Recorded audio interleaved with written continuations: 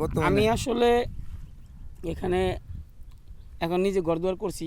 আগে ছিল টিনের ঘর। কোন ওই যে আমার ওয়াইফের জায়গায় ওই বুঝি এই যে আপনার শৈলাপাড়া। শৈলেভারা হ্যাঁ। শৈলেভারা কোন বাড়িটা? শৈলাপাড়া যে মা হালিম মিয়ার বাড়ি।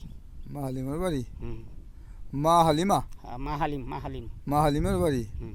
তিন মানে হুদ গেলে হুতরাটি শরীফ চন্দ্রের বেওয়াই আমার স্বরূপ চান।